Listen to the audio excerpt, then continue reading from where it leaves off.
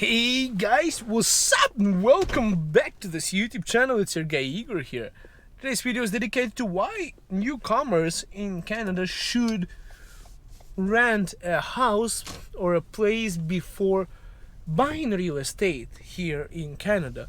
Why you should first, once you arrive to Canada, you should go and rent something, maybe at least a short term or maybe a longer term, but you should definitely not just go and buy a place right out of the airport as soon as you arrive here. Now guys, I want to tell you one thing. I'm a real estate agent here in Calgary, and I'm a full-time. So people are asking me, Igor, what do you do for a living? Yeah, I'm a real estate agent, and guess what? I'm telling you to rent. Where it's controversial to my own interest, because my interest should be helping you buy something, because that's how I make a living, right? So guys, here is why you should not buy a house as soon as you arrive. First part is a down payment. It is pretty big, guys. Unless you can buy a house for cash and you still have enough money, if you're a wealthy individual, then definitely go ahead and buy a house. But if you are a regular person like myself, coming to Canada without much savings, maybe you have enough for a down payment as well, which is 5%. So I would not recommend doing that. First thing is because the down payment is going to take a lot of money, and it's going to put a lot of stress on you. You'd be like, well, now I don't have, I'm new to the country, this is the money I have. I might have enough 5% for a house that I want, and I want to buy it right away, but then you're out of money. What are you going to do if you're stuck in uncertainty? And that's my second point, is uncertainty. Financial uncertainty. How much money do you have? How much is the life in Canada? How much is going to cost you, and everything? All of that uncertainty, guys, oh my god, it's really stressful. Then employment uncertainty too. When you're new to the country, it's really stressful before you find your first job.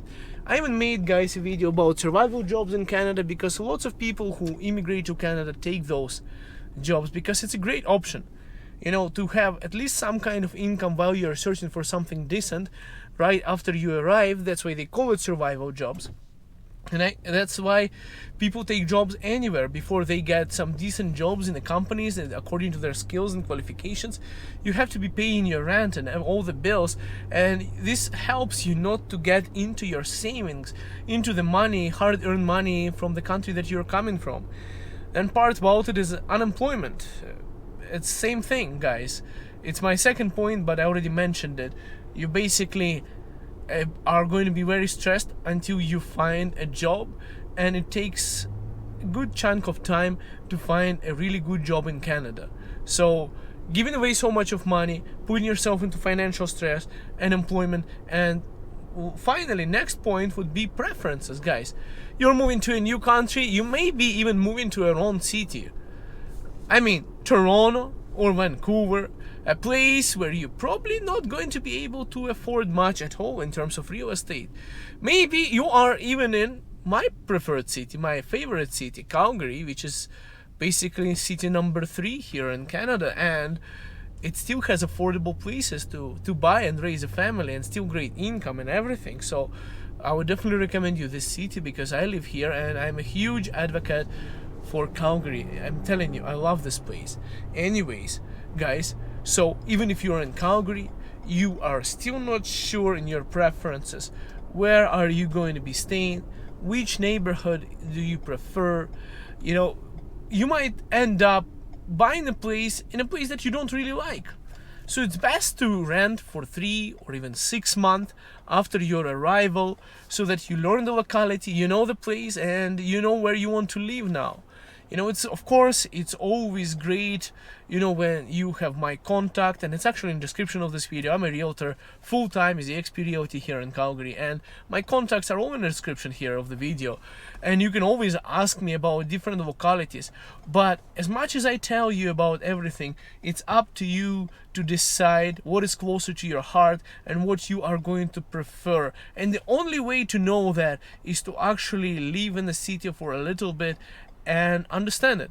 you know, understand the localities, or at least visit the city and, you know, travel around. If you have a car, to drive around different neighborhoods, different areas, see different houses, you know, and it helps you better understand after you immigrate to Canada where you want to live, where you want to stay, and things like that, guys.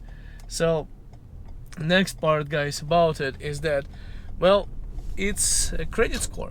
When you're new to Canada, guess what, guys, you don't have much credit score, and credit score is something that, well, you need this intangible thing. You might not know what it is, but I made a video about it on this channel. You can put it on YouTube and just put credit score Igor Reltsev and you're gonna find it, guys.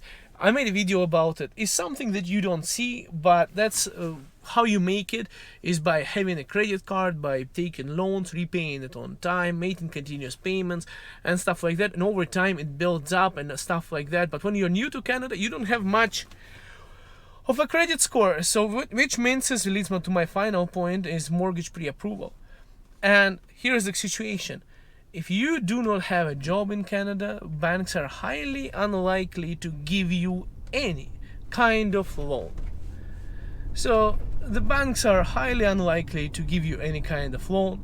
The banks are highly unlikely, guys, to, well, you know, because you need to pass the probation period at your workplace. They're going to look at how much money you have saved up, and then they're going to also look at your credit score, which is not big. Now, here's the situation, guys. If you just came to Canada, you just got a job and you are applying and you don't have much credit score, they're not going to give you a good loan, even if you have a good job, which is good pay. You could get more money just because of having a better credit score.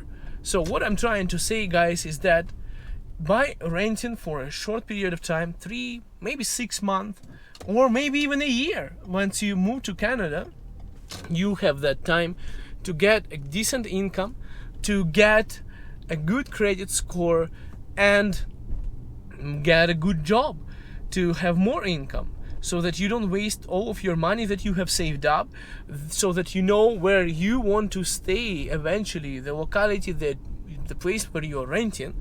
Right now you might just fall in love with that place, and that happens a lot of times.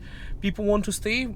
After that time they stayed there, they realize that they like that locality the most, or they just absolutely hate it and they just want to go into another place that they like more. So there's lots of things, guys, to consider, including the fact that after a longer period of time with higher credit score, you're going to get more money, which means is you're going to be able to afford a bigger, better, more beautiful house, possibly with a rental legal basement suite, which will be, you'll be able to rent out to support your mortgage payments, to have it partially like an investment property. Guys, you know, there's lots of things to consider in this. Okay, and somebody's tailgating me. Oh, of course, it's a lady. Anyways, there are aggressive ladies here in Alberta. I don't know what's the problem with them. They probably don't get enough of love or something. Anyways, basically, guys, I'm so rude. Anyways, don't buy a house as soon as you land in Canada. Rent a place, guys. Have some savings, build some credit score, build, you know, get settled down, learn the localities, and don't waste all of your savings as soon as you're here, unless you can buy a house for cash. If you can buy a house for cash and you still have enough money for backup, then give me a call and I'm going to help you out immediately once you're here.